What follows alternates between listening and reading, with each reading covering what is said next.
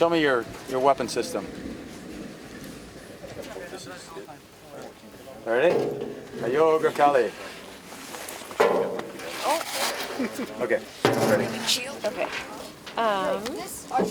Okay, so you were here in May, and then now can you talk about just the situation as far as like what it was like in May and what you saw, and then when you went to DC?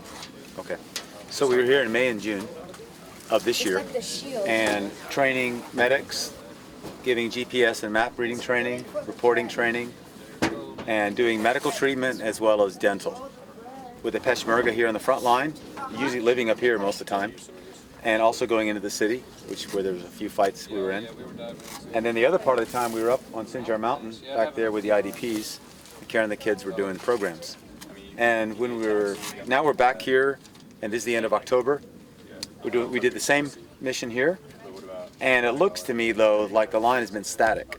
Like the Peshmerga still only control 5 to 10% of Sinjar.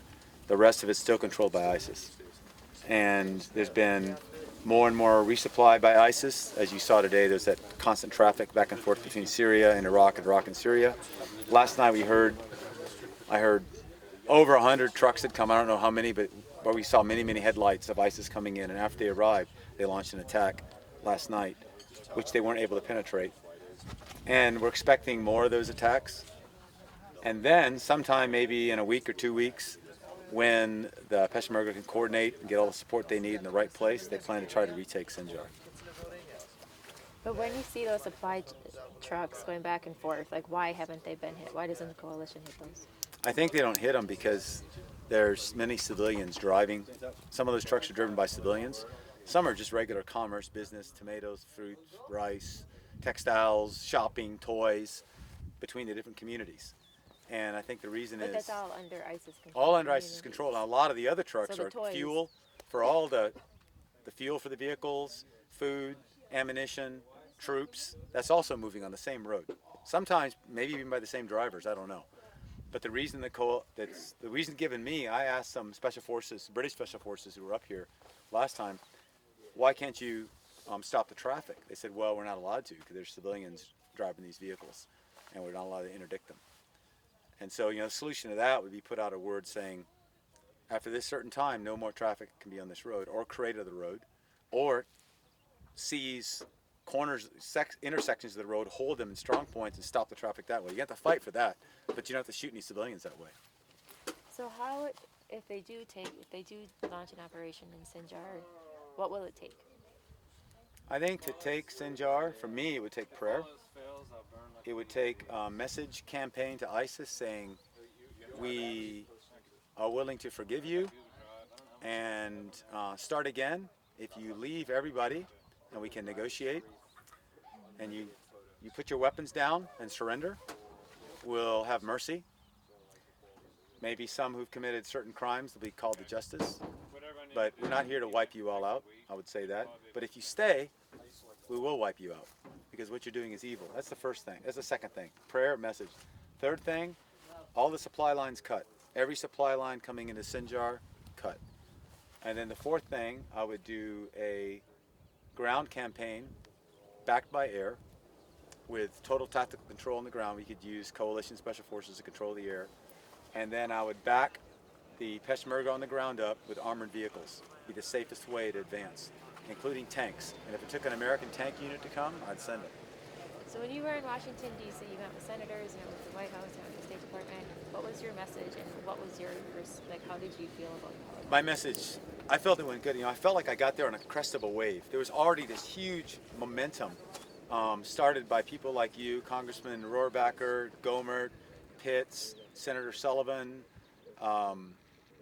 I can't remember all the names, but a bunch of them, and on the Republican side, but also Democrat side, like Engel.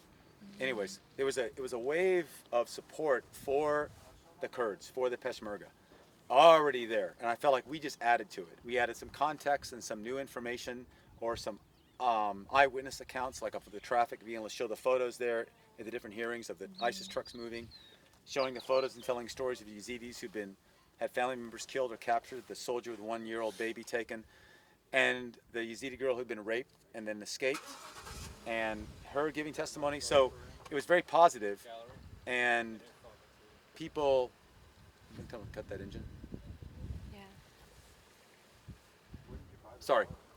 Um, and so I felt like we got there on a crest of a wave of support. And what we did is just we added a small piece of eyewitness news of firsthand accounts of people who've been killed, the destruction of the needs of the Yazidi girls to be rescued. And what we asked for was, one, rescue these children and women who are held captive. That's just a moral imperative. That's an opportunity. Go do it. We have the power to do it. Go do it. That's the first thing. The second is direct support to the Kurds, directly. Humanitarian assistance, arms, ammunition, anything it takes to get ISIS out, directly support them. Third, whatever foreign support they need, whether it's advisors, close air, or even troops on the ground, whatever it takes, when you analyze situations, send it. This is not a game. These are people's lives. As some Yazidi said, you're like a friend that won't help us. You can, but you won't. Why? Let's go help them. We can. And it's a good thing to do. It's a right thing. And what's going to happen down the road after this, we don't know. But we do things for love that develops friendships. We can work together about what goes on down the road, starting first in Kurdistan and then others. The other message we had was freedom for Kurdistan. When I look at the world from where we are in Southeast Asia, where we're based, all the way to Israel, Kurdistan is one of the most developed, democratic, functioning, friendly countries I've been in. Burma's not, and other countries along the way aren't so much. Afghanistan's not, Pakistan's not, Iran's not. Here we are in Kurdistan. Syria's not, big mess. So here's a functioning country. It's got problems. It's got disunity. It's got all kinds of, it's a fragile situation, but these are good people trying to do something, and they're our best friends in this region between Israel and, you could say, Thailand. These are our best friends. Yeah. How was the response from the people that you met with? Really good, positive. We're going to do something. In fact, there was two bills that I heard were put forward right after we left. One was calling what ISIS has done against the Yazidis and Christians genocide, which then puts into place other things to help these people. That was one bill, and then the other was direct support for the Kurds. I understood they passed the House. I don't know what happened when they got to the Senate. That's I left. And then the last question is, how long do you think, or President Obama just yesterday it came out that he's considering doing more against ISIS. He's considering giving Iraq Apache helicopters. Great. He's considering. I wouldn't give it to him. More troops. I would use them. But so I'd have the American troops use them.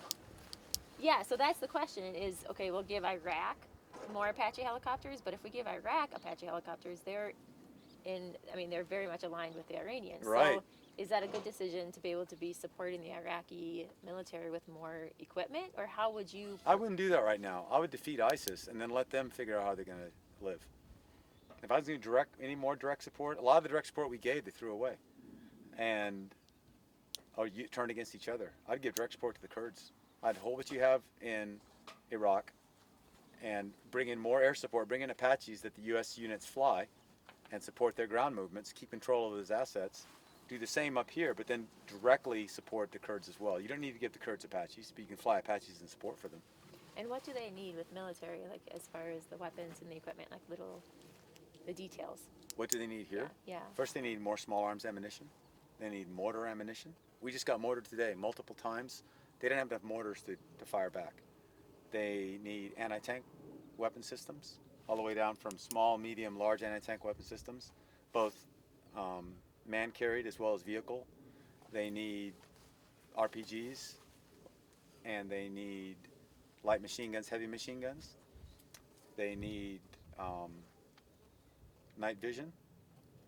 They need on-call, immediate close air support with a different rule of engagement, so they can be very proactive in when they see ISIS moving. And they need more medical supplies and more medical training. There needs to be a medic training program, so at least every 40 Peshmerga there's a one trained skilled medic, which is not the case right now.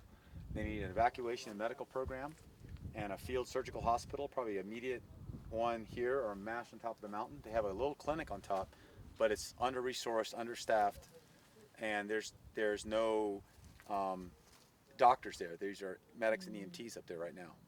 So these are the kind of things that the Peshmerga would use. They need vehicles, armored vehicles, regular transport vehicles, and then if you're not going to give them airplanes, they need more of our aircraft to move troops. Those are fixed wing and rotary wing. Move troops, surveillance, and hitting targets. Very good. And I forgot artillery. And artillery. Artillery, and probably you're going to have U.S. troops running the artillery until you get people trained up enough to use it well. So do you think, you had mentioned that it's better if like we don't give the Apache helicopters necessarily to Iraq, but the U.S. flies them. But in Kurdistan, would you give the equipment directly to the Kurds? No, I would fly. I think You have those just more assets you US keep onto yourself. involvement. Yeah, more U.S. involvement. If And- you're doing the right thing, you'd be involved as much as you want. If you're doing the wrong thing, every little piece of involvement's bad. That's pretty close. That was really close. You can see the smoke over the hill. If you go over here, maybe if you go over Side, here. 200 yards or so. No? Over here, guys, you can see it better. Yeah. That's not that far. Maybe we should. Yeah, 400 yards. So that's an ISIS shell land 400. So if they just moved it a little bit, it could land right here. Yeah. That won't happen though, because you guys have a story to tell. We do. Oh yeah, sorry. Sorry. EOD, that's demining. Yeah. Yeah, they need the training and equipment. Okay. Get it from Thanks, Thanks, Micah. crouching down. Thank you. Can you Very like good. here?